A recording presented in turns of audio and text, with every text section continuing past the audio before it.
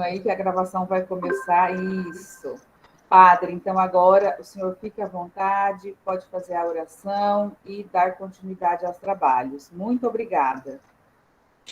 Tá certo? Obrigado a toda a coordenação por todo esse trabalho de bastidores. Agradecer também a presença de todos os catequistas que estão aí conosco, né? Todas as segundas, as terceiras, quinta-feira de cada mês, juntos, de modo especial, com os catequistas fazendo toda essa formação bíblico-espiritual. Estamos vindo já de longas datas, já fazendo a formação, com a graça de Deus, então sintam-se acolhidos, e também, desde já, também comentar e pedir, né, para os que não tiveram a possibilidade, por causa da internet ou outras situações, que possam, então, estar indicando, né, a formação para os outros catequistas da nossa diocese, tá certo?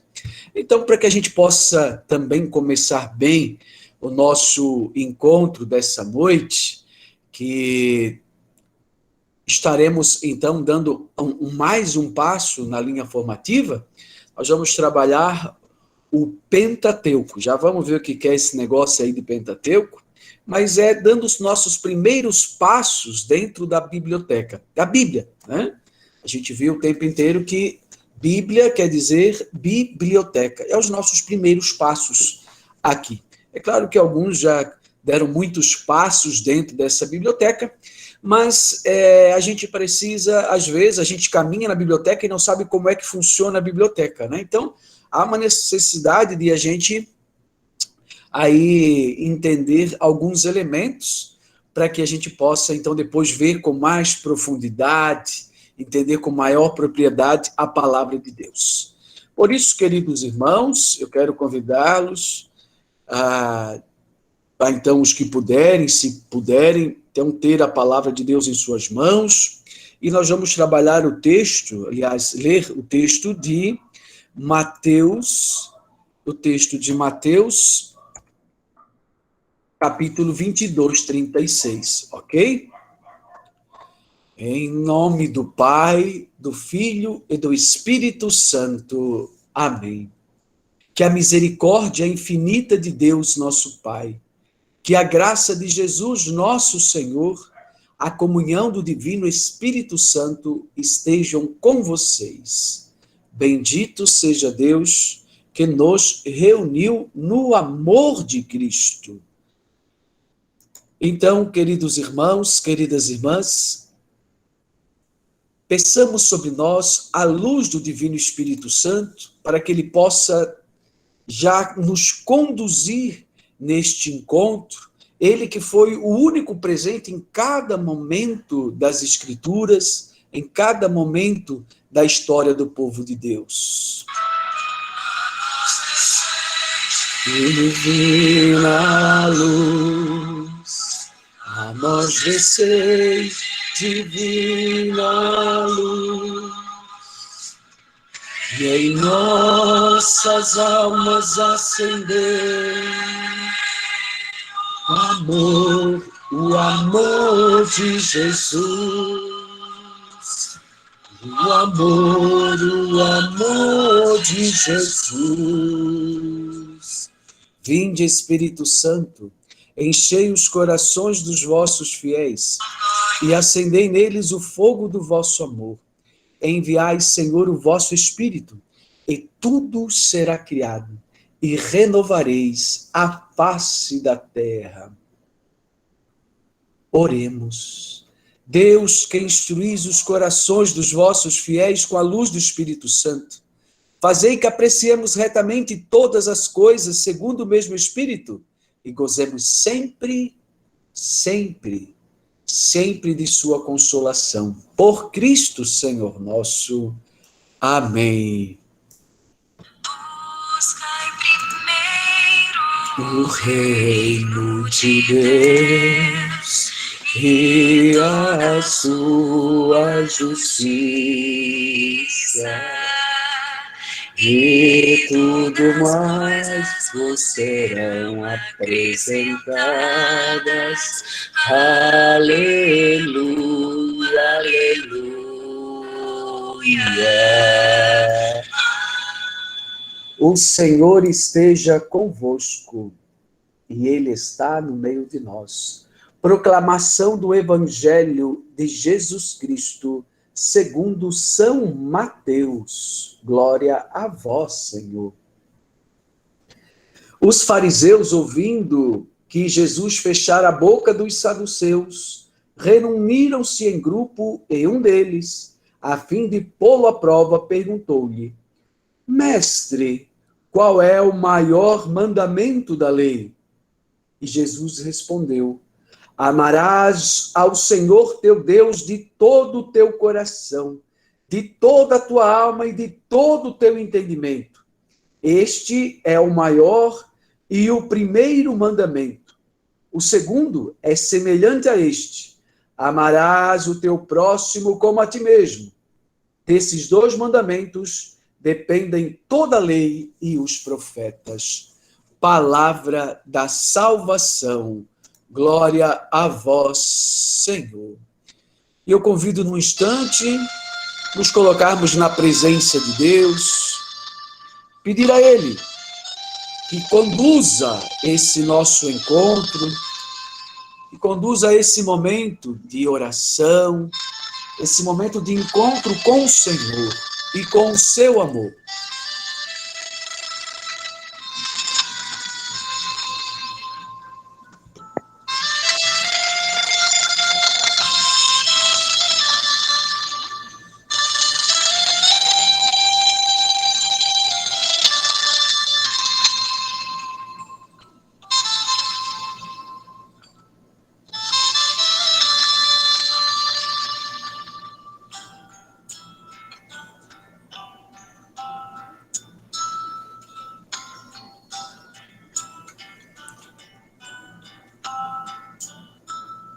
Pai nosso que estás nos céus, santificado seja o vosso nome. Venha a nós o vosso reino. Seja feita a vossa vontade, assim na terra como no céu. O pão nosso de cada dia nos dai hoje. Perdoai as nossas ofensas, assim como nós perdoamos a quem nos tem ofendido. E não nos deixeis cair em tentação, mas livrai-nos do mal. Amém. O Senhor esteja convosco e Ele está no meio de nós. Pela intercessão da bem-aventurada Virgem Maria, Mãe de Deus, a discípula do Mestre, o Senhor nos abençoe, nos guarde, nos proteja e nos dê ouvidos de discípulos. Em nome do Pai, Filho e Espírito Santo. Amém.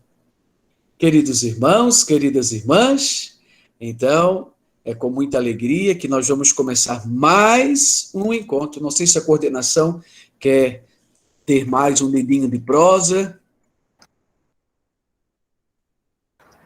Não, padre, pode dar continuidade, no final aí a gente passa os recados, tá bom? Ok. Como é que estão os slides? Eles estão bons ou preciso aumentar mais? Tá bom. Tá bom assim os slides? Sim. Então está bem. Então, gente, lembrando que nós viemos de uma longa caminhada, de uma longa jornada, e, como diz o texto, recordar é viver. Só é importante recordarmos mais uma vez, lembrar que a decisão de se revelar é vontade de Deus. É Deus que vem ao nosso encontro, ao encontro do ser humano. Aonde, padre, que Deus vem ao encontro do ser humano? Na vida. Na vida. Toda a experiência de Deus, ela acontece na vida. E uma vez essa experiência sendo vivida, experimentada, ela passa a ser contada, narrada para outras pessoas. E, por fim, até que, então, se escreve. Assim aconteceu com a palavra de Deus. Primeiro veio o fato vivido, depois o fato narrado e, por último, o fato escrito. A palavra de Deus, como nós a conhecemos aqui, agora. Né?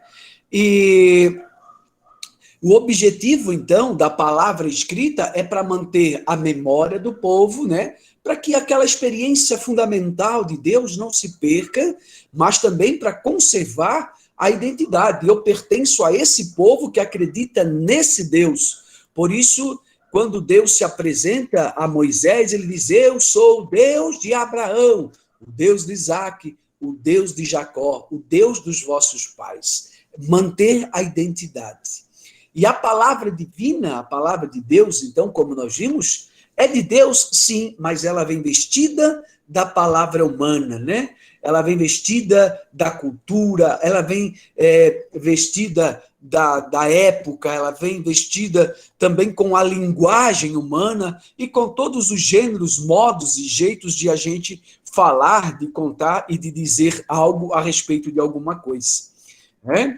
E por isso, então, como a experiência com a palavra de Deus ela é muito abrangente, e cada um tem a sua experiência pessoal, e cada um relê a sua vida a partir também da palavra de Deus escrita, a igreja, então, ela entende que a tradição sagrada, ou seja, a tradição sagrada e a Sagrada Escritura, elas constituem tudo aquilo que é o nosso depósito da nossa fé. É o baú onde a igreja guarda todo o seu tesouro.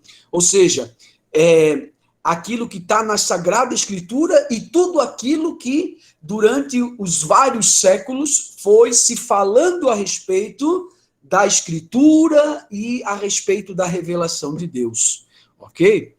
E por isso, então, interpretar a palavra, todos podemos ler a palavra de Deus, sim, amém, aleluia, porém, a interpretação autêntica, a última palavra, sempre sempre da igreja, sempre do magistério. Aquilo que a gente chama de a revelação de Deus, a igreja sempre tem esse poder, então, de dizer, é ou não uma revelação de Deus, isso é ou não palavra de Deus, como a gente já viu nas aulas anteriores, que é a própria comunidade, a própria igreja que diz, esse evangelho, ele é autêntico, ele vale.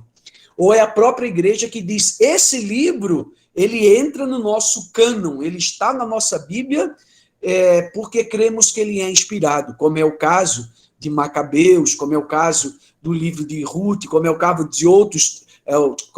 de outros textos ali que a gente viu da sabedoria, alguns livros ali da sabedoria, aqueles 7 livros que não estão na Bíblia hebraica, portanto, não estão na Bíblia luterana, né, protestante, e todas as outras, né, decorrentes desta, mas elas estão lá na Bíblia nossa, que é da tradição grega, porque a igreja disse, esses livros são livros inspirados por Deus, né? Por quê? Porque a Bíblia foi escrita em 3 línguas, e para o povo hebreu, povo judeu, somente os escritos de língua hebraica que são considerados legítimos livros revelados por Deus. E aqueles outros da língua aramaica e também da língua grega não estão. Por isso, na Bíblia, como eu disse, na Bíblia hebraica, portanto, na luterana, protestante, que tem o cânon menor, faltam esses 7 livros, que nós temos na Bíblia. Ok? Mas por que essa discussão toda, padre? Por causa da tradução. Porque toda a tradução, ela acaba sendo uma traição, como nós lemos no livro de Jesus Ben Sirac, né? Que é o livro do Eclesiástico, que nós vemos bem no prólogo do livro do Eclesiástico, né? Nós vimos exatamente ali no prólogo essa dificuldade que o próprio autor sagrado já nos adverte, dizendo que o texto, quando ele é traduzido do hebraico para o grego, o autor sagrado do Eclesiástico diz, perde-se muito dos elementos poéticos e, principalmente, alguns termos perdem a força. Por isso, essa discussão aí sobre o que é livro revelado, por que entrou no cânon, por que a Bíblia católica, né, então, tem mais livros do que a protestante, é exatamente por causa dessa questão da linguagem, né? Porque toda tradução é sempre uma traição, como nós vimos na última aula, né? Então, queridos irmãos e queridas irmãs, mas a igreja crê, porque desde o início usávamos já os livros gregos, chamados Bíblias da Septuaginta, né? Que continham os livros gregos, né? Primeiro Macabeus, segundo Macabeus, Sabedorias, né? Então, esses textos aí, que na Bíblia hebraica não foi considerado, então, um texto sagrado, um texto revelado. Tá certo? Por isso, queridos irmãos e queridas irmãs, toda tradução, ela tem o seu limite. Toda tradução, ela tem o seu limite. E o próprio autor sagrado, como nós vimos na aula passada, falou dessa limitação da tradução. Traduzir algo que tem uma expressão numa língua própria para uma outra língua é muito complicado. O sentido, às vezes, se perde. Se acha uma palavra próxima, mas a palavra próxima não tem o mesmo sentido. Né? Por exemplo, nós não temos uma tradução para aquilo que quando fala do amor de Deus. O amor de Deus, quando ele fala do amor de Deus, é o Hesed. Não temos essa tradução. São Paulo, quando ele fala o amor é paciente, o amor é compassivo, não sente inveja, a gente tem Bíblia que traduz a caridade é paciente, a caridade não sente inveja, ou outros traduzem a misericórdia. Então a gente não tem uma palavra português para falar do Hesed, que é o amor de Deus. A gente não tem, a gente pode explicar, mas lá na palavra de Deus não dá para você explicar, né? Então tem que ter uma palavra que mais ou menos se aproxime. E essa é a dificuldade.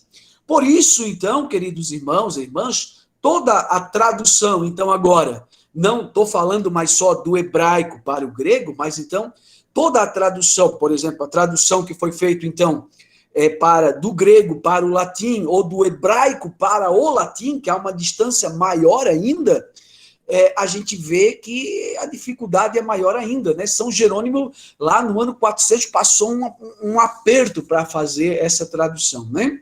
E de tanto ele furuncar e querer ir atrás do sentido, ele mesmo acabou enveredando pelo caminho do cânon pequeno, que é o cânon hebraico, né? Lembram? Então tá. Mas claro que ele assumiu o cano da Septuaginta, né, da Bíblia Católica, né, até porque a tradução era católica, né, mas ele ficou apaixonado lá pelo hebraico. Então, por isso, a nossa Bíblia, quando nós temos a nossa Bíblia que nós temos, então, não é a grega nem a hebraica, mas é a do português, que foi traduzido de uma tradução, então ela tem maior dificuldade ainda. Por isso, nem toda, aliás, a tradução, a Bíblia que a gente usa, talvez pode ser que não seja a mais indicada. Por isso que é sempre bom a gente dar uma olhadinha no início da Bíblia, aqui, ver se ela tem o aval, no nosso caso católico, né? Ver se ela tem o imprimatur, né?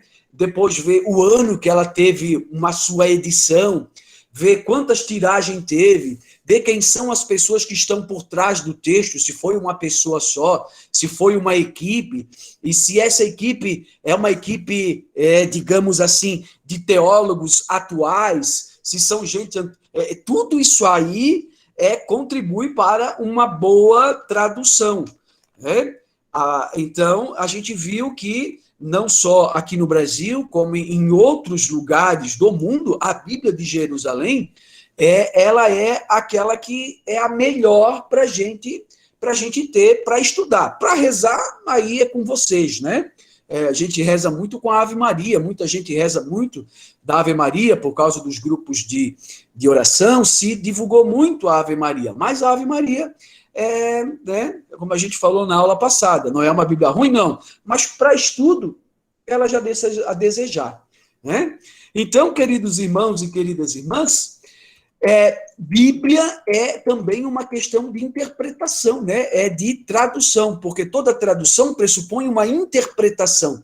Uma interpretação tem um objetivo por trás. Quem interpreta, por exemplo, na carta de São Paulo que falávamos agora há pouco, se traduzir lá, o amor é paciente, se eu traduzo por caridade, eu já tenho uma intenção. Se eu traduzo por misericórdia, tem outra intenção. Se eu traduzo amor, né? Então, a equipe de tradução também tem um objetivo por trás, escolher essa palavra e não aquela palavra, né?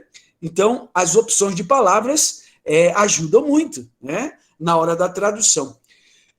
Porque a tradução precisa também interpretar o contexto. E por isso o padre deixou como dever de casa isso aqui, esse desejo,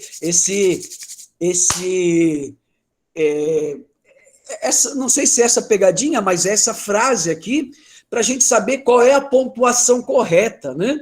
Não sei se vocês conseguiram fazer a pontuação correta, se conseguiram interpretar direito o texto, né?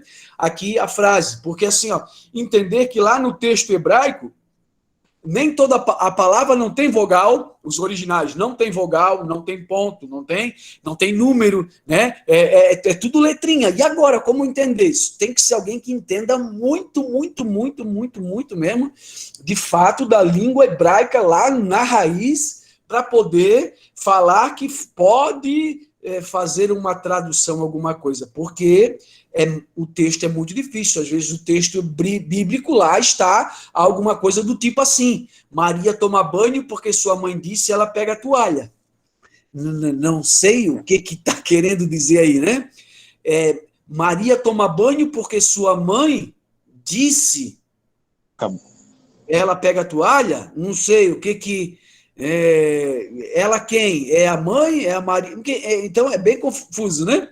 Mas só para a gente não se deter muito nisso aí, para a gente entender qual é a sacada. Ó, Maria toma banho porque sua mãe disse. Na verdade, a resposta é essa aqui. Maria toma banho porque sua mãe, disse ela, pega a toalha. Maria toma banho porque sua, tá suada. Mãe, disse ela, pega a toalha. Olha, tá vendo? Não é... E é só uma frase simples. Agora imagina um texto inteiro, como é que se encaixa aí a tradução, né? E a interpretação do texto. A confusão está aqui no verbo do sua, porque o sua aqui é um verbo, o verbo suar, né? Eu estou suado, eu estou suando, né? Do verbo suar, eu suo, ele sua, nós suamos, né? E aí vai, né? E nós passamos muito calor, né? Então, suar. A gente entendeu e a maioria interpretou esse sua como pronome possessivo. Meu, teu, seu, sua, né? Nosso, vosso, e não é um pronome possessivo, né? Não é nem meu, nem sua, nem vossa, nem nossa. Não, é sua do verbo suar. Ok? Então, espero que alguém tenha conseguido matar a charada, a pegadinha aí, só para a gente ver que interpretação não é muito fácil. Beleza? Então, hoje nós entramos com um novo projeto bíblico, um novo projeto de estudo. Aliás, dando sequência, né? Como dizia no início do nosso texto, estamos dando os primeiros passos dentro da biblioteca da Bíblia. Por isso, querido irmão, querida irmã, o projeto formativo bíblico espiritual nosso, até o final do ano, ele tem 3 partes. Então, eu já dividi as 3 partes, certo? Já pensando para o ano que vem. Por quê? Nós vamos entrar, então, na primeira parte do dia de hoje, o dia de hoje é para nós estudar a primeira parte, uma introdução ao Pentateuco. Já vamos ver o que é esse bendito desse Pentateuco, que o padre está falando tanto que parece até nome de remédio. Pentateuco. Penta, a gente lembra e já sabe o que é penta, né? A época que o Brasil era pentacampeão, né? Tem aquela música, musiquinhas aí que fala do penta, né? E a segunda parte, que vai ser, então, em outubro, nós vamos estudar o livro do Gênesis. E lá em novembro, se Deus quiser, e Ele quer, nós vamos estudar o livro do Êxodo e encerramos o ano.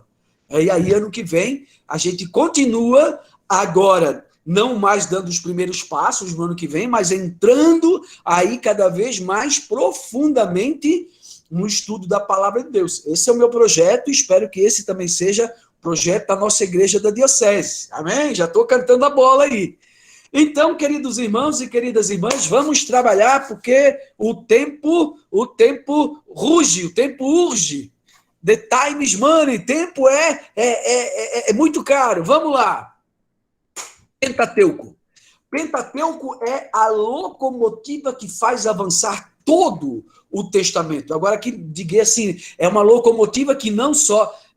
os grandes trens, às vezes tem uma locomotiva, duas, às vezes tem uma locomotiva atrás, né? Às vezes tem a locomotiva geralmente puxa, né? E às vezes também coloca uma locomotiva atrás para empurrar também, né? O Pentateuco é isso,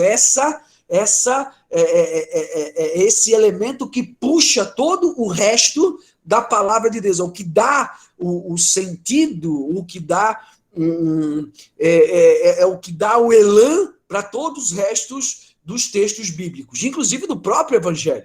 Jesus, várias vezes, ele vai ser colocado como um novo Moisés. O texto que hoje nós lemos. Mestre, qual é o maior mandamento da lei de Deus? Qual é o maior mandamento que Moisés nos deu? Essa é a palavra. E aí Jesus recita o mandamento de Moisés, mas ele pega uma partezinha de um livro e uma parte de outro livro e junta os dois. E diz, esses são importantes, tanto quanto. Aí, por isso, ele é mestre, ele é rabi, né? Então, tem essa autoridade aí. E os evangelhos colocam ele como um novo Moisés. Por isso, ele está lá no alto da montanha, no dia das bem-aventuranças, proclamando os 5 livros, né? Proclamando lá. Mas quando chegarmos no evangelho, a gente vai trabalhar isso aí. Só para a gente entender, o Pentateuco é também a Torá. Quando se fala da Torá, bom, de modo geral, é a Torá, né? Alguns vão entender a Torá como os profetas, como os primeiros 5 livros, mas a parte dos textos históricos, que a gente vai ver. Mas, de modo geral, a Torá é entendida como os 5 primeiros livros, ou os 5 quintos, como diz os judeus. Na tradição judaica, quando se fala de Torá, quando se fala de a Torá, é a lei. Mestre, o que diz a lei? Qual é o mandamento maior da lei? A lei. Aqui entender qual é o maior mandamento da Torá? É isso que o cara perguntou, que o fariseu perguntou para Jesus. E aí Jesus juntou 2 mandamentos de 2 livros diferentes e acasalou num só e disse, é isso aí. É isso aí. Então, para um judeu, quando se fala de Torá, ele está dizendo que é a lei ou a instrução e o ensinamento. Porque a lei também é um ensinamento. No sentido assim, o que fazer quando, por exemplo, a pessoa... por exemplo, o que fazer em tempos de guerra, na época deles. Então, existem as leis próprias para o tempo de guerra. O que fazer, como é que se faz um culto agradável a Deus? Está lá na lei, né? Está lá na Torá, todo o ensinamento, todas as instruções de como é que se deve fazer o culto agradável a Deus. Como é que deve ser a tenda? Quem é que pode se aproximar? E tantas outras elementos que temos lá na Torá. Por isso ela é considerada como instrução, é lei, sim, mas é instrução e ensinamento. Tem essa característica. Não é a lei pela lei, mas é uma lei em instrução, uma lei em ensinamento. Nós assim, latinos, né? Nós os ocidentais, nós perdemos um pouco essa dimensão aí de lei, instrução e ensinamento, e nós apenas ficamos com o título de, ali, a versão latina e grega ficaram com o título de Pentateucos. Penta quer dizer 5, né? Penta, 5, né? Penta, né? 5, né? Teukos quer dizer vaso e estojo, né? Então, a gente pode entender assim, que são os 5, quando se fala de Pentateuco, é aquele lugar onde estão os 5 livros, os 5 rolos, né? E às vezes é o rolo mesmo, propriamente dito, ou às vezes é o vaso, o lugar onde era guardado, né? O reservatório onde era guardado os livros da Torá, né? Os livros dos Pentateucos, os 5 livros, né? Onde eram guardados, tá certo? O Pentateuco, ou a Torá, são os fundamentos normativos, aquilo que é a norma para viver como povo de Deus. Para eu ser do povo de Deus, o que precisa? Existe a norma, está tudo lá na Torá, está tudo lá na lei, na instrução, no ensinamento, ou seja, está tudo lá no Pentateuco. Mas não só como norma, mas também como elemento pedagógico, como elemento que ensina, que ajuda a gente a não cair, que nos ensina a como chegar a Deus, a como chegar à terra prometida, a como fazer parte do povo de Deus, a como não quebrar a aliança. Então, é pedagógica, né? Pedagógico também de toda a trajetória histórica de Israel. E, de modo especial, a Torá ela é toda conduzida, de modo geral, né? Assim, não quer dizer que toda a Torá, mas ela aponta para Moisés, né? A condução do grande líder humano de Deus, que caminha junto com Deus, que tem a oportunidade de ver Deus face a face, é Moisés. Então, esse grande líder que lidera o povo, que leva o povo, não por ele mesmo, não pela cabeça dele, mas segundo a ordem, segundo a lei, segundo a instrução, segundo o ensinamento de Deus. Como Deus quer que ele deve levar o povo. E como é que Deus quer que ele governe o povo. E aí, por isso, Moisés não só faz mostrando. E no livro de Deuteronômio, ele ainda, ou em algumas situações, como no livro do Levíticos, no livro de Números, algumas também, no próprio Êxodo, vai estar presente a lei de Deus ali, Moisés como que mostrando, olha, Deus nos deu isso aqui. E ele não só faz cumprir, como mostra também a teoria, né, da lei. Né? Então tá, só para a gente entender esses elementos aí. Então, por isso, Moisés é considerado não um legislador, né, apesar de que realmente tudo é atribuído a Moisés, mas é considerado o maior de todos os profetas. Profeta aqui é no sentido de profetés, é aquele que fala em nome de. E Moisés é o cara que mais falou em nome de Deus. Compreende? Então, por isso, ele é o maior de todos os profetas. Ele é a maior boca de Deus. É a pessoa em que Deus mais usou a boca, foi de Moisés, né? O profetés, né? Esse elemento de falar, né? Então, de ecoar, de fazer sair alguma coisa que é de Deus. Então, ele faz, por isso é o maior de todos, porque são 5 livros em que ele fala, vive, explica e ainda deixa por escrito, digamos assim.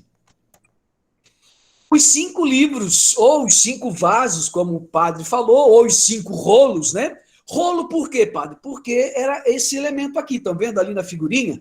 Nós temos livros, nós chamamos assim, porque a partir de 1500, né, com a imprensa, nós temos aí praticamente todos os livros começam a ser feitos assim. Claro que um pouco antes, com as encadernações, claro, mas na época não se tinha livro, esse elemento encadernado aqui, grampeado, colado, feito com páginas desse jeito. Não, as coisas eram feitas assim, com esses rolos, como nós vimos em uma dessas aulas aí atrás, feito de pergaminho, ou feito de pele de ovelha, né, ou feita de couro, né? Então, com o próprio papiro. Então, esses elementos aí, como é que se guardava? Assim, né? Enrolando para que não se rasgasse, se não se perdesse, e, por fim, se guardava, né, dentro daquilo que dizia nos vasos, né, ou nos reservatórios, ou nos invólucros próprios para guardar os textos. O livro do Gênesis, são os 5 livros, o livro do Gênesis, ele possui 50 capítulos. É muito grande, né? 50 capítulos. O livro do Êxodo são 40 capítulos.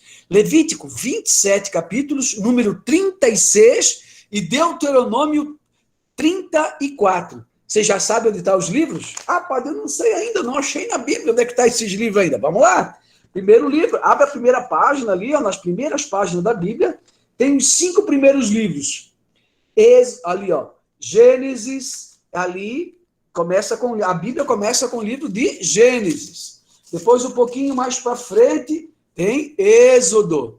Vai um pouquinho mais para frente, ó, Levíticos. E um pouquinho mais para frente, vai ter aqui o livro de Números. E um pouquinho mais para frente, nós vamos ter o livro de Deuteronômio. São os 5 primeiros livros da Bíblia. 5 primeiros livros da Bíblia, ok?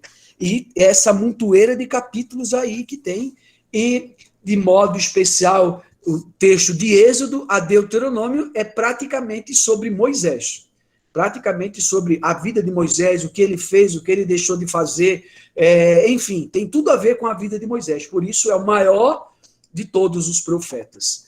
E então, meus queridos irmãos, se a gente pegar o texto de Gênesis, capítulo 1, versículo 1, e ler até o Deuteronômio, no capítulo, lá no capítulo 34, seguintes, a gente vai, parece até que tem há uma unidade, né? Uma unidade literária, parece que é uma história só, parece que alguém sentou assim, que vai até o 34, né? Parece que alguém pegou e sentou e disse, eu vou escrever a história do povo de Deus. E começa. E vai, quem começou, Deus criou, e chamou Noé, e chamou Abraão, Isaac, Jacó e tal, e o povo foi para o Egito, e veio Moisés, e levou para o deserto e tal. Parece que é uma grande redação de uma única pessoa que sentou e fez, ou então até parece que alguém que estava acompanhando toda a história com um livrinho na mão, né? Ah lá, e Deus disse, aí escreve lá o que Deus está falando, né? E parece até que tem alguém que tem uma caneta na mão e um papel que está o tempo inteiro escrevendo o que está acontecendo, né? Como, por exemplo, Abraão que sobe no monte para sacrificar o seu filho Isaque, e aí o autor vai escrevendo, como se o autor tivesse olhando, acompanhando o que de fato estava acontecendo, o que não é possível, né? Então a gente já vê que o texto não é algo do dia, da hora, não é um retrato, não é um vídeo, não é, né? Não é um vídeo do que aconteceu, não é um relato do que aconteceu, mas é algo muito mais, tem muito mais por trás da escrita do que a gente consegue ver e ler com os nossos próprios olhos. Por isso é palavra de Deus. Mas se a gente pegar o texto e ler assim corridamente, como se fosse um livro de romance, né? A gente não se perde em nenhum momento. Tem o começo, o meio e o fim de Moisés, e aí a continuação da história do povo de Deus. Tranquilamente. Há uma unidade literária. E a pergunta que a gente faz, mas padre, por que é então que os judeus não fizeram um livro só? Então, um livro só, dava um rolo só, um único rolo. Né? Um único livro, um único rolinho, né? Em vez de ser pentateucos, monoteucos, né? Então, um único texto, né? Mas, exatamente, preferiram 5 textos, por várias razões. Primeiro, porque é menor, né? E a gente tem que imaginar que uns textos como esse são quantos capítulos? São mais de 100 capítulos, que tamanho que não seria o texto, né, que tamanhão que não seria esse rolo, o peso que seria e a quantidade de dinheiro que seria para fazer um texto como esse. E depois para guardar. Então, e tem uma série de coisas, até porque raramente uma sinagoga tinha todos os livros. Vamos imaginar assim, não era qualquer sinagoga que tinha todos os livros. Tinha sinagoga que tinha partes de livro, tinha sinagoga que tinha um livro, tinha outro livro.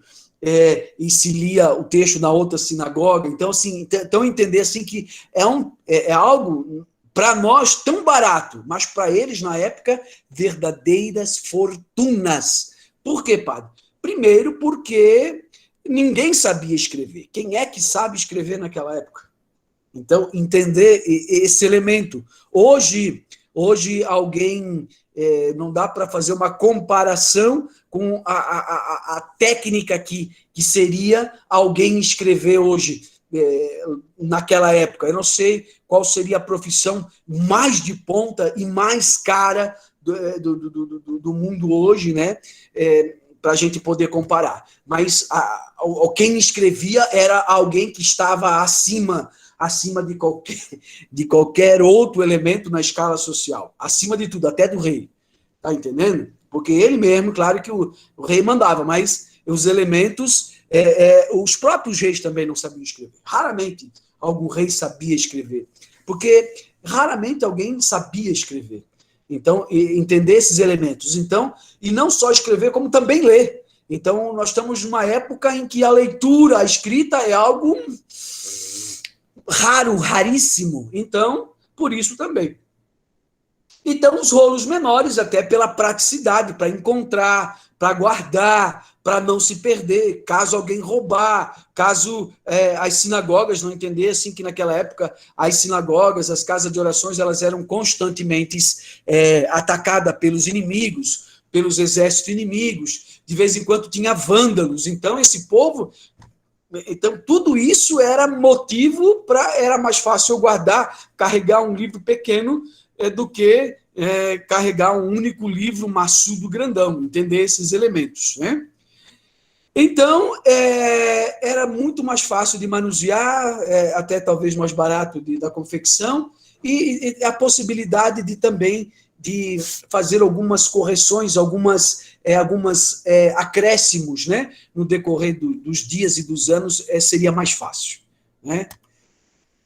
Agora, a origem, padre, de cada nome de cada livro, né? A gente já leu ali, né? Ali, ó, o nome Gênesis, Êxodo, Levíticos, Números. Da onde que vem esses nomes, padre?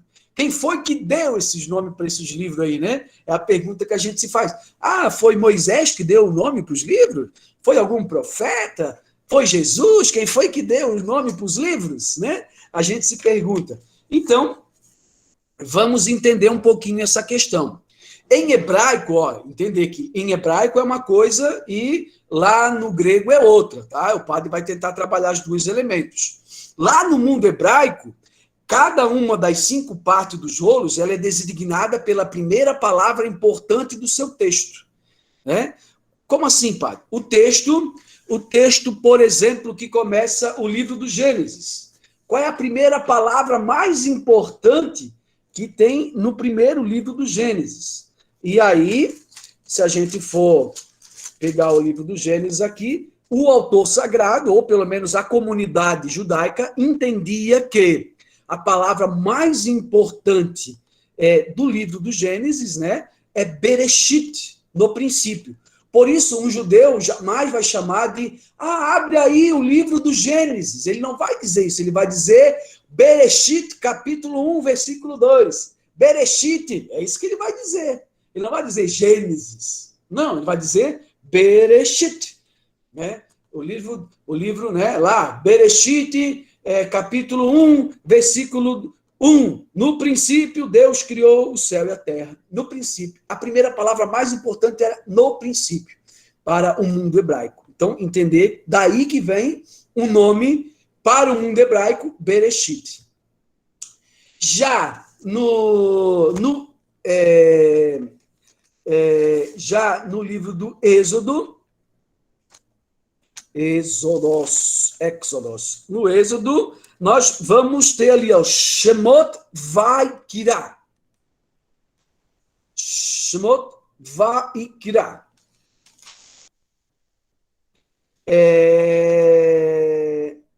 Ele vai dizer... Não, mas aqui... Isso, Shemot Vaikra. Que é, então... E chamou a ideia do chamamento de do chamamento de Moisés. E chamou Deus, né, Moisés, o Vaikra, o Shemot Vaikra, o chamado, né? O chamado, e chamou Deus pelo nome, né? Depois temos o Bemidbar, que é no deserto. No deserto, ou seja, lá no deserto, Deus então chamou os filhos, né? Depois, nós temos o Hadevarim, que são as palavras, que é já o livro de Deuteronômio, né? Então, Shemot, que é nomes, depois vai criar Bamidvá, deserto e Hadevarim. E agora, mas para nós isso não, a gente nem, padre, não entendi muito, não tem problema não.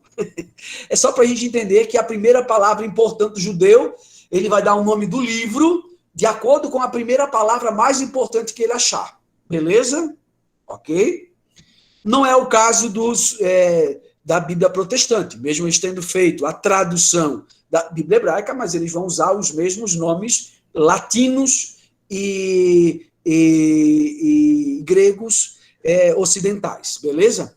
Agora, para os judeus responsáveis pela tradução grega das Escrituras, que é o pessoal que traduziu a Bíblia do hebraico para o livro em grego, então eles não procuram a primeira palavra, porque nem sempre a primeira palavra é muito importante.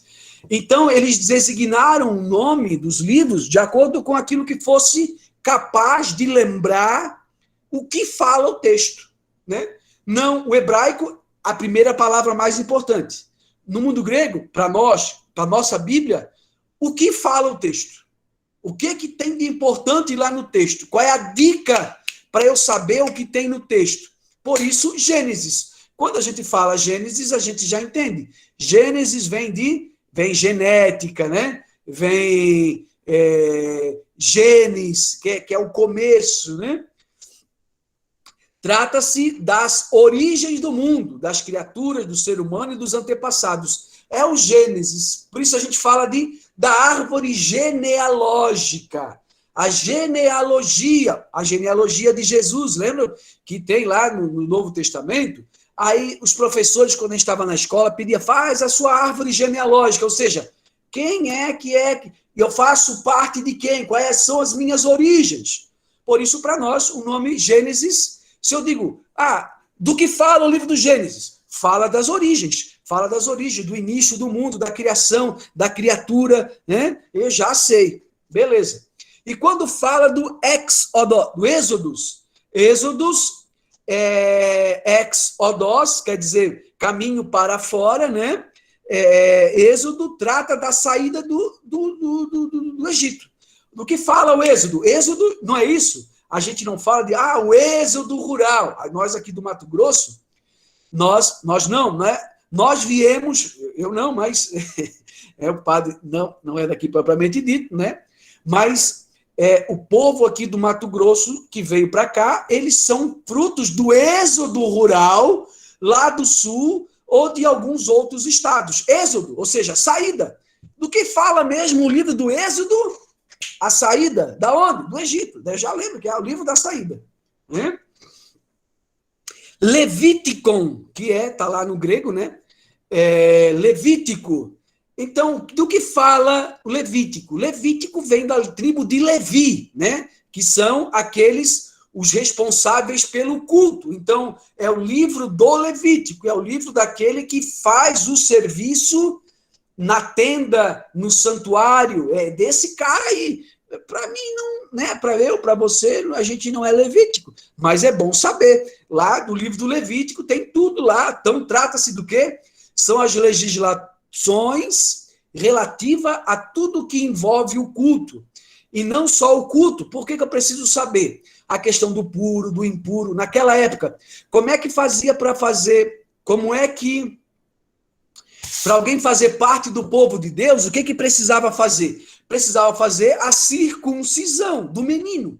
O menino precisava ser circunciso. Quem é que fazia isso? Os levitas. era uma ordem, uma legislação que envolve o culto. É uma coisa prática da vida. Eu preciso fazer uma cirurgia no prepúcio do menino, né, que para nós é operação de fimose, no menino, então eu preciso fazer a circuncisão. Essa circuncisão, ela também, existe uma legislação, uma instrução de como é que se faz. Está lá no livro do Levítico. Né?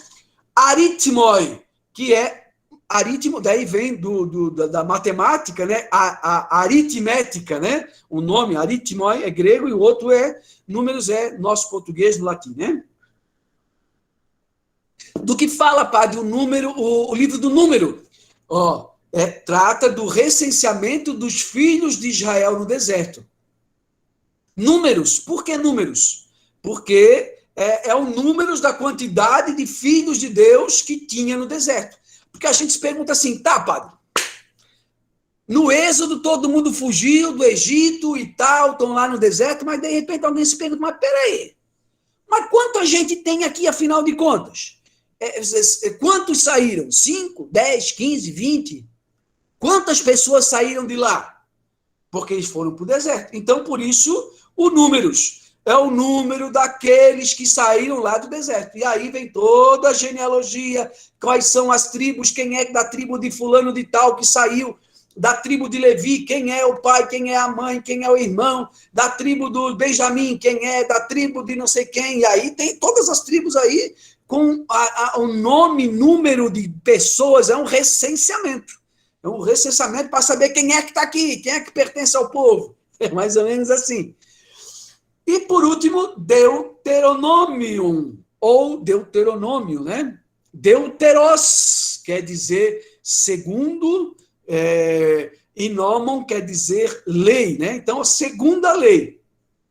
Trata-se, então, da segunda lei, ou uma cópia da lei que Moisés deu nas planícies de Moabe. Então, o livro de Deuteronômio, na verdade, é o quê? É um grande discurso de Moisés dando o seu testamento. É como se Moisés estivesse falando antes de morrer e começa a falar o que tem que fazer e alguém estivesse escrevendo, né?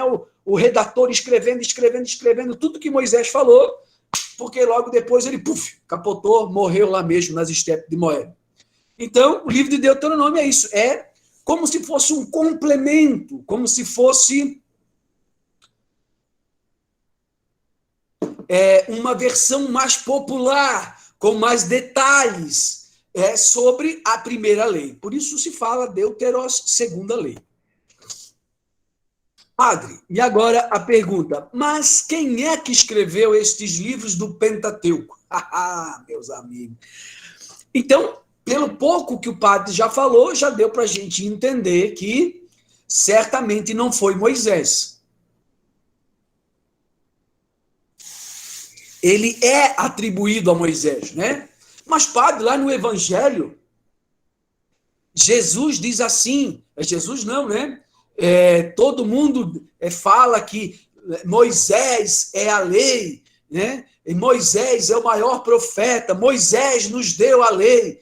Moisés, de vez em quando alguém fala para Jesus, Senhor, a lei de Moisés nos diz que nós temos que lavar as mãos, por que os teus discípulos comem sem lavar as mãos?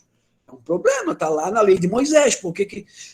Senhor, lá na lei de que Moisés nos deu, diz que não pode fazer tudo isso aí que tu está fazendo no sábado, por que tu está fazendo isso aí no sábado? E aí está lá na lei de Moisés, o que pode e não pode fazer no dia de sábado. Tudo é atribuído a Moisés, mas de fato foi Moisés que escreveu? Até não muito tempo atrás se acreditava que sim. Se acreditava que sim, que Moisés, então, escreveu todo o texto, né? Mas se a gente parar para pensar, a gente vai ver que é impossível Moisés ter escrito todas aquelas leis. A gente vai entender mais para frente, mas jamais Moisés poderia ter escrito todas as leis. Nem mesmo o discurso de Deuteronômio, lá, logo depois da introdução, que Moisés, que o narrador diz, já então, aqui do lado do Jordão, lá nas estepes de Moabe, e aí ele começa a falar, e Moisés entra e faz 3 grandes discursos, né? E mesmo esses 3 discursos que Moisés está falando, nem esse ele escreveu. Impossível. Talvez, Moisés não sabia escrever? Talvez soubesse escrever. Porque, segundo a Bíblia, Moisés foi criado no palácio. E no palácio, tendo todas as regalias e mordomias como um príncipe. E então, como um príncipe de segunda categoria, né? Porque ele não era um príncipe que poderia chegar a ser o faraó, porque ele era adotivo, não, né? Pela irmã do faraó. Então, certamente era alguém que sabia ler e também sabia escrever, mas é muito improvável que ele tenha escrito. Padre, então ele não escreveu nada nas pedras? Não sei, pode ser que sim, pode ser que não. Mas essas tábuas não chegou até nós. Pai, a Arca da Aliança. A Arca da Aliança se perdeu, ninguém sabe onde está. Mas eu já ouvi dizer que está em tal lugar, Bom, aí é da fé de cada um, né? Acreditar que lá, não sei aonde, exista uma arca, que é a mesma arca de mais de 1000 anos. Aí não vou dizer nem que sim, nem que não. Mas que se Moisés escreveu ou não nas tábuas, a gente não sabe, mas uma coisa é certa, alguém escreveu dizendo que foi Moisés, beleza? Mas por que Moisés, padre? Por que eles dizem isso? Para dar peso ao texto, né? Durante muito tempo. É uma coisa, a gente faz isso de vez em quando, não é? De vez em quando, a gente faz isso ainda hoje, quer ver como é interessante? Alguém disse para. Alguém estava numa comunidade e alguém tinha dito: padre, o padre Antônio disse que não precisava mais fazer uma coisa lá e tal, e a gente podia fazer aqui. Eu falei: olha, eu não sei se o padre Antônio falou isso, porque eu não ouvi ele falar isso, mas eu posso perguntar para ele. Não, padre, deixa que a gente resolve aqui, mas ele falou assim. Então, a gente usa a autoridade do padre para dizer que, a gente quer convidar alguém. Não, o padre falou que é para todo mundo vir. E o padre, às vezes, nem sabe o que está acontecendo. Né? A mesma coisa o bispo, né? Gente, o bispo não quer que faça isso. O bispo nunca falou isso, nem sabe, né? É a mesma coisa, e a gente diz para as crianças, eu particularmente não gosto, mas assim, o padre tem sobrinho, sobrinha, né? E de vez em quando tem alguém que diz assim, não faz isso que Jesus não gosta. Duvido que Jesus não goste, que a criança não vá abrir a pia, não faça uma arte, não bata a panela. Eu duvido muito que Jesus vai ficar triste com isso. A mãe vai, mas a mãe não tem a autoridade que Jesus tem, então ela usa a autoridade de Jesus, não é? É isso. Se alguém fez a lei e dissesse, essa lei é segundo Joaquim. Quem é Joaquim? Não sei. Eu sei quem é Moisés, mas Joaquim não sei quem é. É mais ou menos assim. Então, por isso, durante muito tempo, todas as leis foram atribuídas a Moisés. Assim também como o mestre de cantos, Davi. Davi tinha poderia compor alguma coisa, pode ter composto, não vou dizer que não tenha composto nenhuma música, e nem que não tinha tocado harpa lá, porque quando ele era jovem ele tocava harpa. Porém, daí dizer que os 150 salmos é do rei Davi, aí é muita sacanagem. Não é, com certeza não é. Né? Então, só para a gente entender que, mas se eu dissesse, não, mas quem é que compôs esse salmo aí? Olha, cara, não sei, foi um seu José lá da comunidade. Isso aí não... Não, mas foi Davi. Opa, foi Davi. É mais ou menos assim, não é? Então, quem a pessoa dá peso àquilo que é dito. Por isso, tudo está na boca de Moisés. Tá certo? Então, lá na Bíblia, tudo está na boca de Moisés. Os fariseus, todo dia, remendavam lei, mexiam nas leis, E eles diziam, não, essa lei aqui, nós remendamos essa lei aqui, mas ela essa lei aí não é de Moisés, não. Mas se eles dissessem que não era, não teria peso. Então, Moisés disse que, e Moisés não disse foi nada, né? Nesse sentido ali, que às vezes por isso que Jesus, ele bate tanto com eles. Vós, fariseus, né? Vocês, com vossas leis, e quando ele está dizendo com as vossas leis, ele está dizendo assim, vocês estão usando a autoridade de Moisés para dizer que é lei de Moisés, mas não é, não. Eu sei que não é. E aí ele diz assim, vocês com as suas leis filtram o mosquito e passa o camelo. Ou seja, essa lei de vocês, que vocês estão fazendo, que vocês dizem que é de Moisés, e estão atribuindo a Moisés, pode até dizer que é atribuída a Moisés, mas que ela não é de Deus, ela não é. Está entendendo? Então, é isso que Jesus está querendo dizer. Então, gente, se não foi Moisés que estava lá escrevendo com seus apontamentos, quem foi, então, que escreveu, gente, o Pentateuco? Ou a Torá? Então, para a gente entender, o Pentateuco ou a Torá é uma colcha de retalho. Estão vendo aí a imagenzinha de uma velhinha costurando uma colcha de retalho? É mais ou menos isso. É uma colcha de retalhos. E vários retalhos que compõem essa colcha. Assim também é o texto bíblico. O texto bíblico, ele é feito de vários retalhos. E se a gente pegar a colcha, né, de retalho, ela parece uma grande colcha linda, maravilhosa, né? De longe a gente olha, parece uma colcha toda colorida. Mas aí você vai chegando perto, e vai chegando perto, e vai chegando perto, e vai chegando perto, vai vendo que é um monte de pequeno retalhinho, tudo remendado. Assim é a palavra de Deus.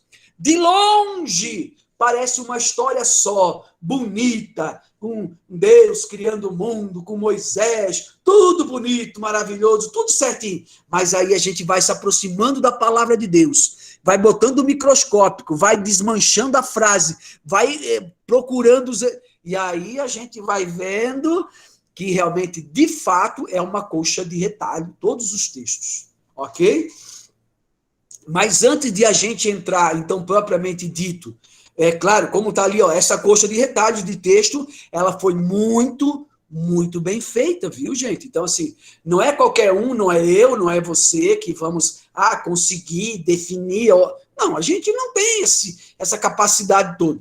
A gente não tem, mas tem quem tem. Né? Tem os estudiosos, os cientistas da Bíblia, que estão lá, né, estudando com os microscópicos. Esses caras, eles têm essa capacidade. Eu não consigo, eu não tenho essa capacidade.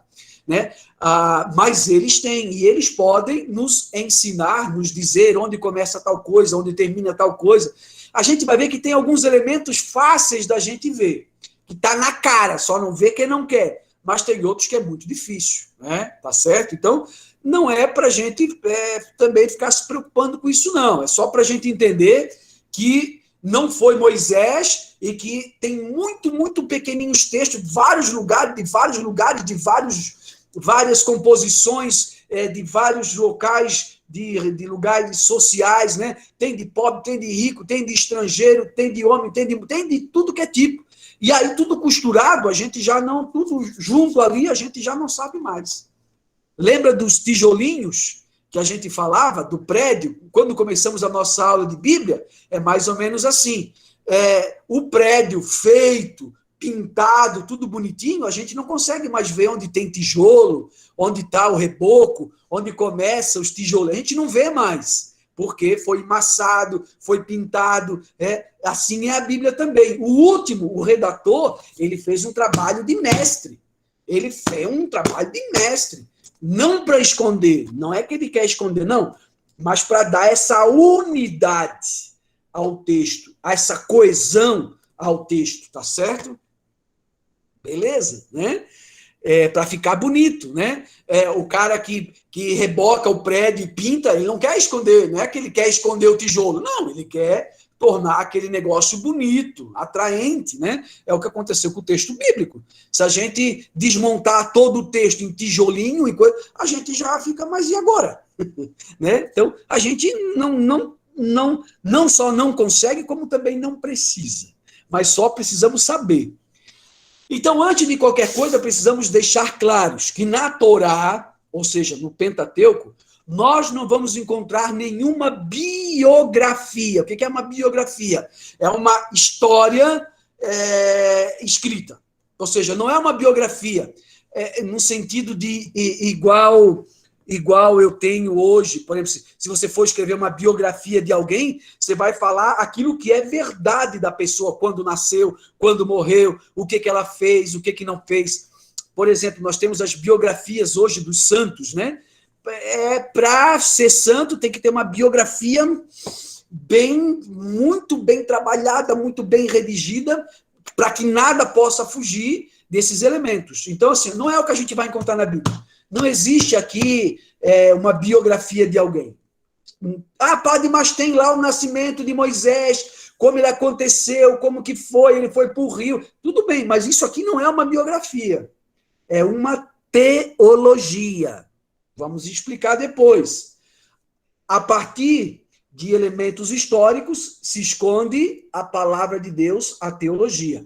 Assim como também nós não vamos achar nenhuma biografia dos primeiros pais e mães de acreditar. Nós não temos uma biografia de Abraão. Mas aquilo que foi dito de Abraão é verdade? Algumas coisas sim.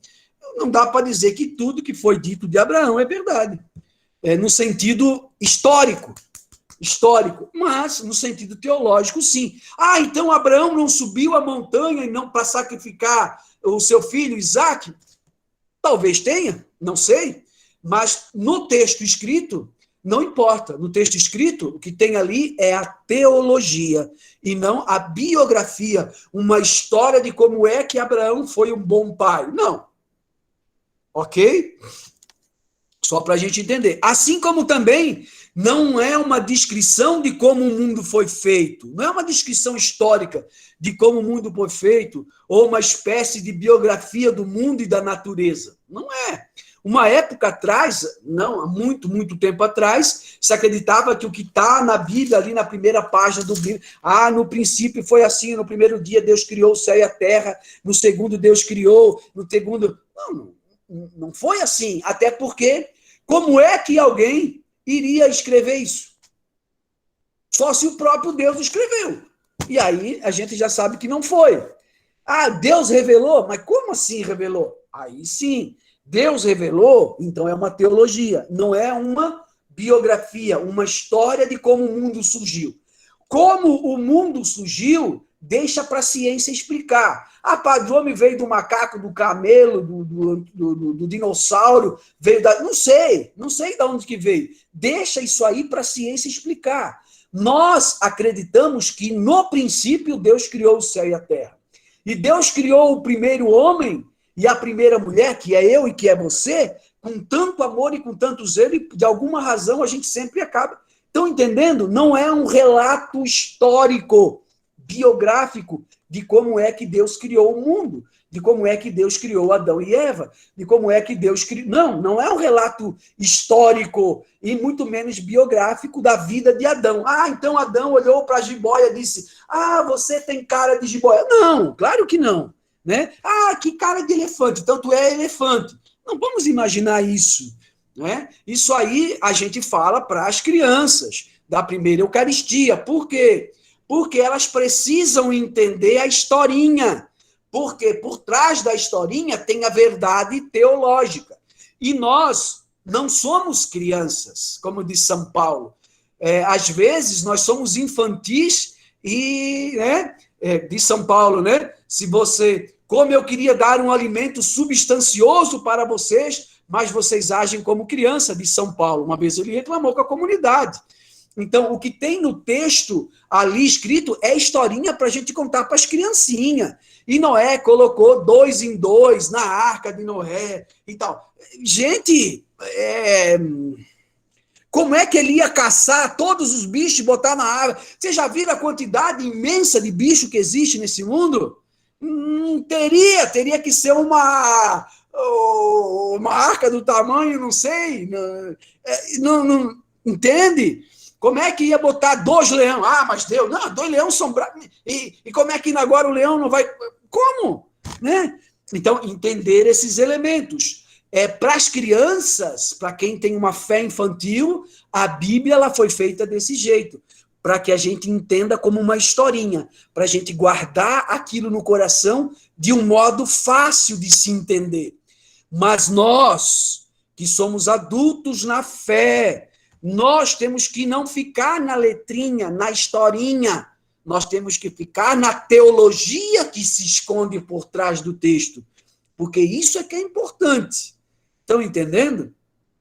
Me fiz entender? Ok? Ah, padre, então tudo que está na Bíblia é mentira? Não.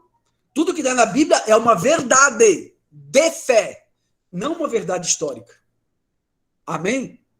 Compreendem? Ah, padre, então Abraão, ele não saiu de Ur na Caldeia? Não sei, pode ter saído, mas não interessa.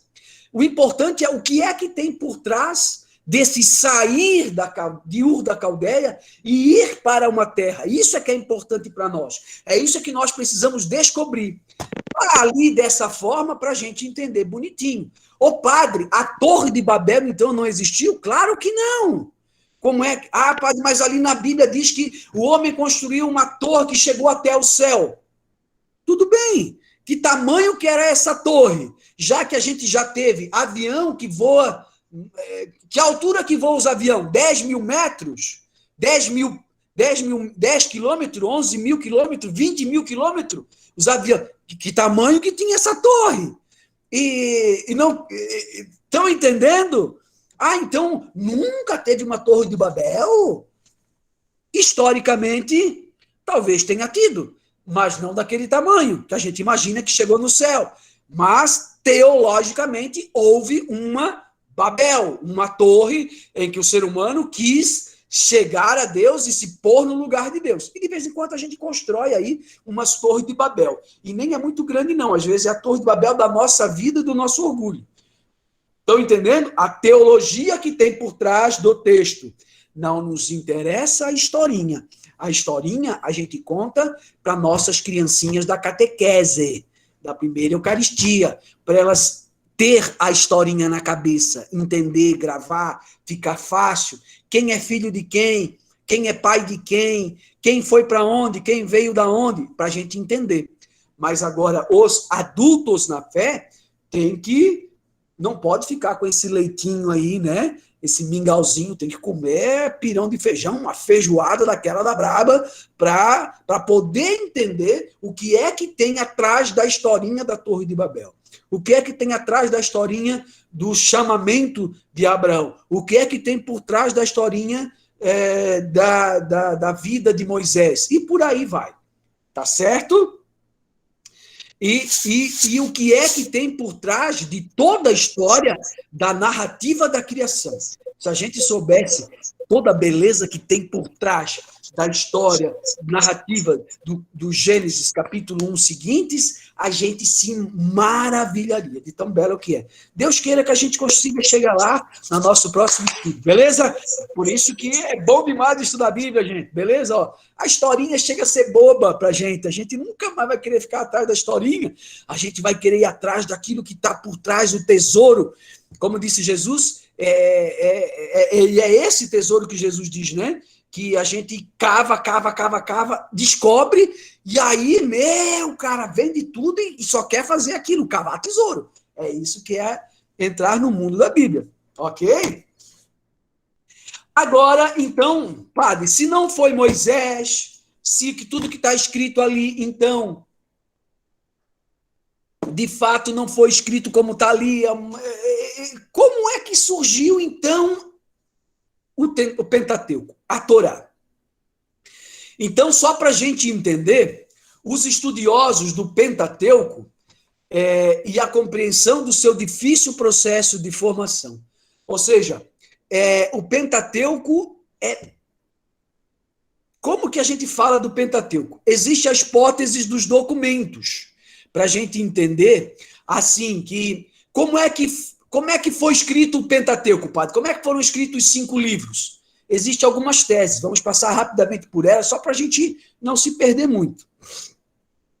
Existe a hipótese das fontes, ou a hipótese dos documentos, e que o Pentateuco, antes de ser esses 5 livros bonitinho como a gente conhece, na verdade, o que aconteciam eram algumas narrativas, algumas histórias. Por exemplo, a história de Abraão, a saga de Abraão, que sai de Ur da Caldeia até ter o filho. Tem a história da Torre de Babel, tem a história da própria criação, tem a história de José, tem a história do deserto, e, enfim, tem um monte de histórias. Então, se acreditava que essas historinhas, elas existiam, essas histórias, né? Esses fatos que foram vividos em algum momento, existiam assim, de modo geral, 4 grandes narrativas, né? A narrativa javista, a eloísta, a deuteronomista e por último, a sacerdotal. Que os que passaram pelos 5, né? Os 5 livros da Bíblia têm esses elementos aí. Então, essa é uma teoria. A outra teoria só para a gente entender, o padre fez uma figurinha ali do lado, estão vendo? Ó? É como se fossem 4 as 4 grandes correntes, né? Uma história que veio do mundo javista, que é lá do século X, que chegou, né? Que permaneceu, que foi a mais antiga.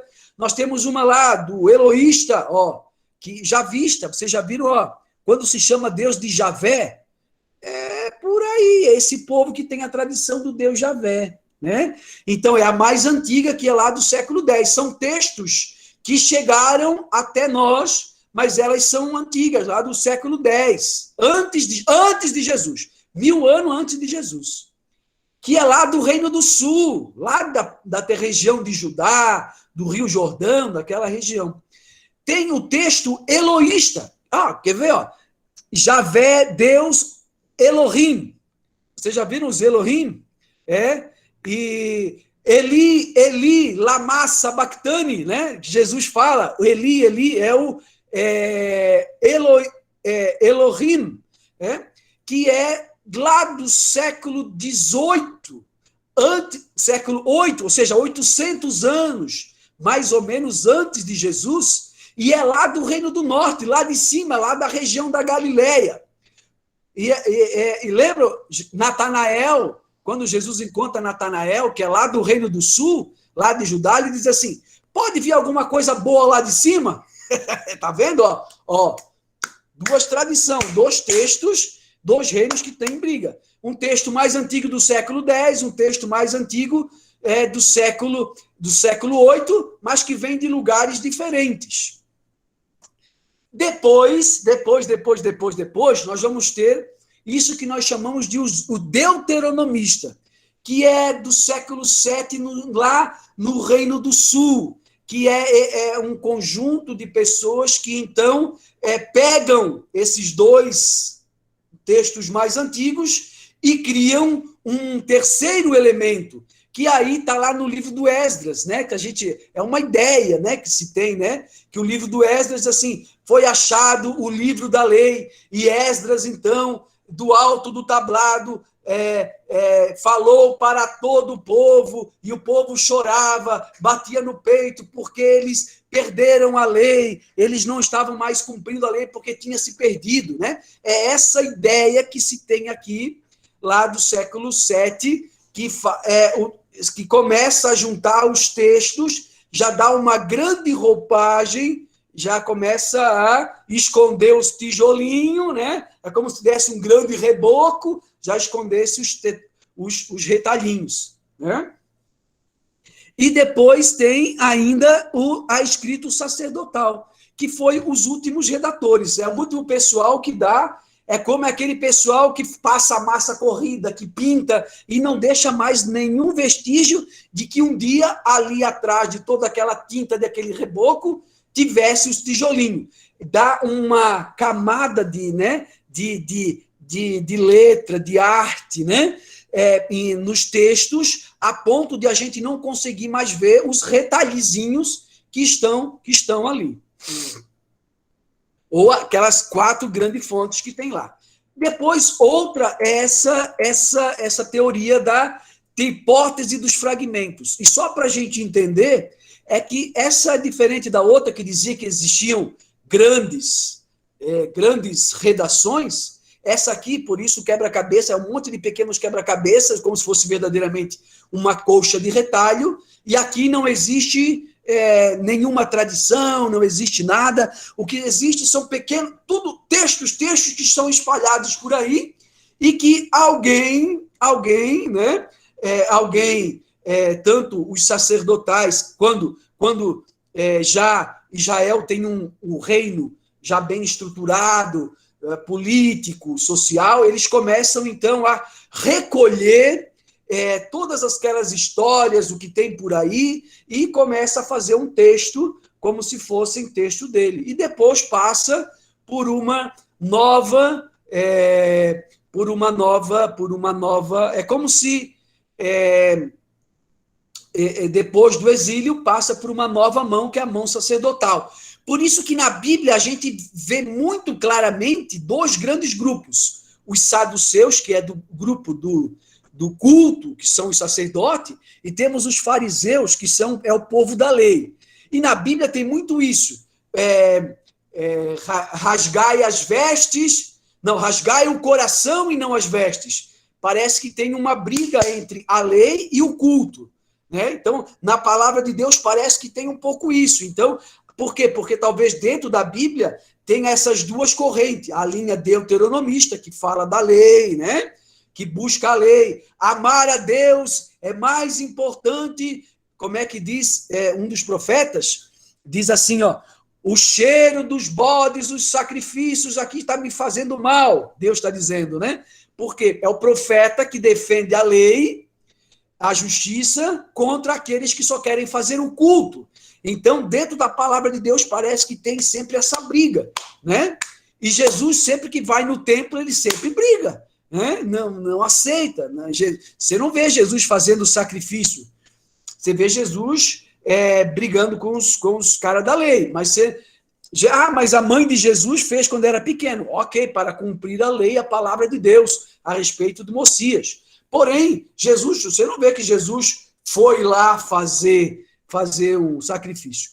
Mas ele celebra a Páscoa, padre. Ok, só que a Páscoa ela já é uma coisa que não é tanto do templo, dos sacerdotes, mas ela é mais da linha deuteronomista, de fazer acontecer. E isso vocês vão fazer todos os anos, no primeira lua cheia, após a primavera, vocês vão comer o pão ázimo. Tem toda a legislação de como é que deve se comer a Páscoa. Então, parece que... Por fim, meus queridos, ainda tem essa última hipótese, a hipótese dos complementos. Ou seja, ela tenta conciliar as outras, dizendo que, na verdade, existia uma narrativa básica. É como se tivesse uma grande história, né? Por isso que aqui tem o texto, aqui a figurinha é um mundo já, o quebra-cabeça todo montadinho, bonitinho, né? E alguém com um quebra-cabeça na mão. Ou seja, parece que já estava tudo montado, tudo muito feito, e só tinha uns elementos, detalhes para colocar no texto, né? Então, é só alguns acréscimos, algumas coisinhas a mais para atualizar. Então, nada que fosse muito, muito profundo, como requeria as outras teorias de como foram feitos o Pentateuco. Então, são essas três teorias. A que diz que foram 4 grandes linhas, né? Algumas narrativas grandes, e depois as duas mãos, a deuteronomista, que tem a ver com a lei, e a sacerdotal, que tem a ver com o culto, elas fazem a redação final. Ou então, aquela outra dos fragmentos, que na verdade era um monte de coisa espalhada por aí, e aí os deuteronomistas pegaram e deram aquela grande chapiscada, bonita, e também depois o sacerdotal, ou seja, também deram esse elemento. E por último tem essa aí, que na verdade é uma grande linha, havia uma grande história, uma grande redação, e depois só foram fazendo alguns ajustes aqui e ali, ou seja, os sacerdotes, né? A linha sacerdotal deu só umas pinceladas, colocando ponto, vírgula, acrescentando alguns elementos, né? Então, mas na verdade, os estudiosos do Pentateuco e seu processo difícil de formação, no momento não há nenhum consenso entre os estudiosos sobre como surgiu. Por isso aqui o quebra-cabeça é bem legal, vocês estão vendo? Ó, o quebra-cabeça, ele tem linhas por baixo, mas aonde de fato está o quebra-cabeça, né? É o mais forte, é uma coisa que é bem legal, eu achei linda essa figura que explica exatamente isso. Que é exatamente esse elemento. Não há consenso. Na verdade, a gente não ainda tem provas suficientemente científicas para saber se foi uma única linha de tradição e só foram feitos alguns ajustes, ou se era uma coxa de retalho, texto para todo lado, e que duas grandes mãos depois, ou então que já tinha algumas histórias muito bem feitas e que depois foram textos antigos e que depois foram sendo incorporados. Então, a gente, na verdade, não há esse consenso. O que é interessante, por isso, essa figura aí de fundo, né? Porque existe as linhas fortes, né? Aquelas pretas fortes, mas por baixo tem um quebra-cabeça, e o quebra-cabeça ele tem linha para lá, para cá e tal. Então, é mais ou menos isso. Por quê? Porque o que interessa hoje, que de fato está meio que interessando, como parece que ninguém chega a nenhum consenso e que também não há provas hoje científicas para dizer como é que surgiu, de fato, os livros do Pentateuco, então hoje se fala de uma leitura sincrônica. Como assim, padre? Uma leitura sincrônica? É tentar explicar os textos a partir da sua forma final, de como eles estão aqui. Independente se é javista, se é eloísta, se é o que quer que seja. Não interessa mais. Ultimamente não se interessa mais.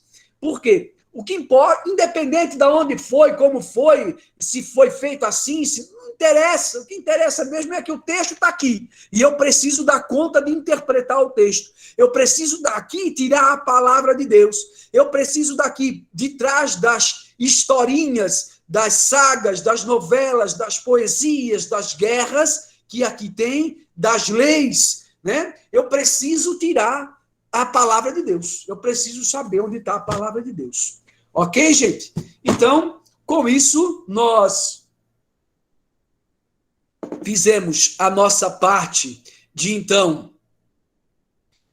trabalhar aquilo que é o Pentateuco, né? Os 5 primeiros grandes livros da palavra de Deus, e a partir, então, do nosso próximo encontro, a gente vai trabalhar, então, o livro do Gênesis e o livro do Êxodo. O Gênesis, para a gente tentar entrar um pouquinho por trás das historinhas, espero que a gente tenha tempo para a gente chegar lá, e em novembro a gente vai escavocar a história do Êxodo, da vocação de Moisés. De minha parte, meus queridos irmãos, minhas queridas irmãs, era isso. Espero que tenhamos alcançado algum objetivo e tenha acrescentado na nossa espiritualidade. Amém? Passo a palavra, então, para a coordenação, para que possa conduzir mais uma vez.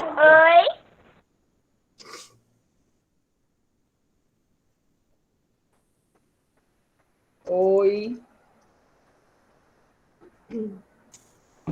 Gente. Tá ouvindo, padre? Olá.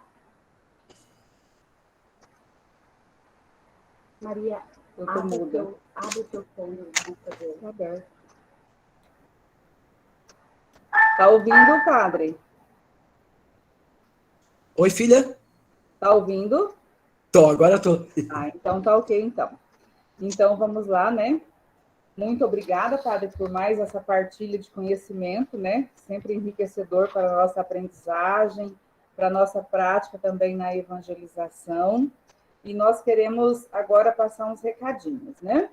Como vocês viram hoje, nós fizemos a formação pelo Meet, né? Sem a transmissão no YouTube, porque Agora nós temos o Meet que está sendo pago, né? Ele comporta a quantidade de pessoas que está participando da nossa formação, né? E ele tem tempo indeterminado. Então a gente consegue trabalhar por ele, é prático, né?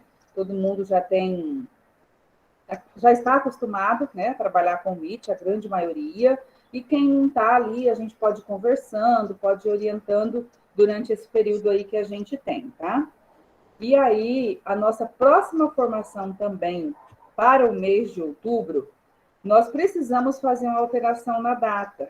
A gente precisa trazer ela para a segunda quinta-feira de outubro, porque na terceira semana a gente tem uns outros encaminhamentos que não vai dar para acontecer na terceira semana, tá? Então já fiquem avisados, anotem nas agendas de vocês, que vai ser então na segunda quinta-feira de outubro, que será no dia 14, tá? Aí já se organizem, já se programam para estarmos juntos, ok?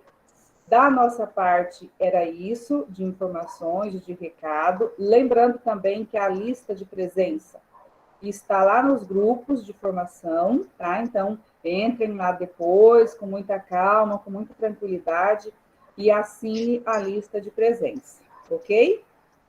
Então, padre, nós gostaríamos que o senhor fizesse a nossa oração, né, de encerramento, e mais uma vez a nossa gratidão a cada um que participou hoje conosco, né, ao padre em especial por tanta dedicação e empenho com a catequese da nossa diocese. Muito obrigada, padre, e fique à vontade para conduzir a nossa oração final.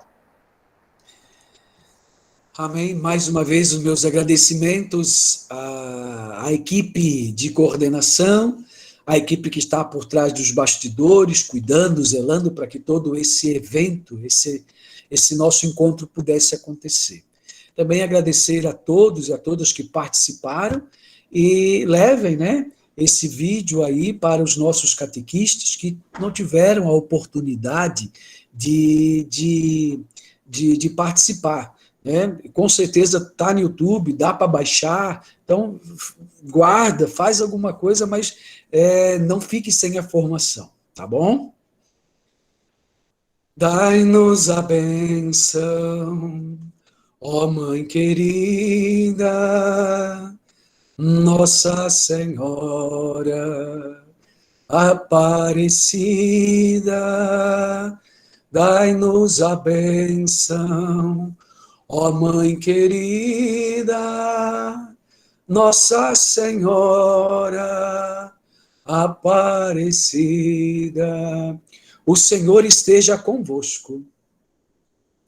Pela intercessão da bem-aventurada Virgem Maria, Mãe de Deus, a discípula do Mestre, o Senhor nos abençoe, guarde e proteja.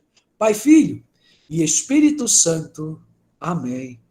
Vamos em paz, fiquemos na paz de Jesus. Até o próximo encontro. Fiquem com Deus. Tchau, tchau.